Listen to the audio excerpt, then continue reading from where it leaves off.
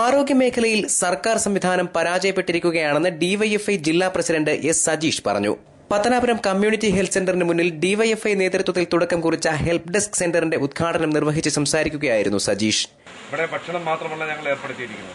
ഇവിടെ രോഗികൾക്ക് ആവശ്യമായി ഇപ്പോൾ ഏറ്റവും കൂടുതൽ രോഗികൾക്ക് രക്തം ആണ് ആവശ്യം.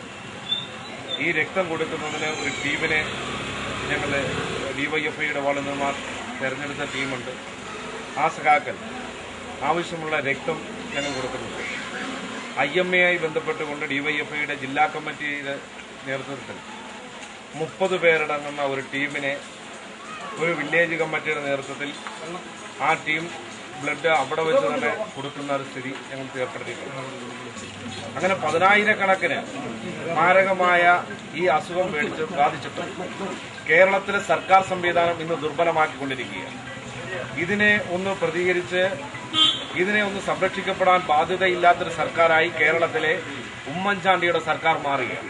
പകർച്ചവ്യാധികൾ മൂലം സംസ്ഥാനത്താകമാനം കൂട്ടമരണങ്ങൾ സംഭവിച്ചിട്ടും സർക്കാർ ആനങ്ങാപ്പാറ നയം സ്വീകരിക്കുകയാണെന്നും ആരോഗ്യമേഖല നാഥനില്ല കളരിയായി മാറിയിരിക്കുകയാണെന്നും എസ് സജീഷ് അഭിപ്രായപ്പെട്ടു. പകർച്ചവ്യാധികൾ പ്രതിരോധിക്കുന്നതിന് ആരോഗ്യവകുപ്പ് നടപടി സ്വീകരിച്ചില്ലെങ്കിൽ ഡിവൈഎഫ്ഐ ശക്തമായ പ്രക്ഷോഭം സംഘടിപ്പിക്കുമെന്നും സജീഷ് പറഞ്ഞു.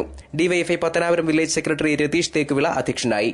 Area secretary AB Ansar, president Rejimon, Nelson Varghese, നേതാക്കളായ രതീഷ് കിഴക്കേ ഭാഗം, നിഷാദ് എന്നിവർ സംസാരിച്ചു. News bureau, Pathanapuram.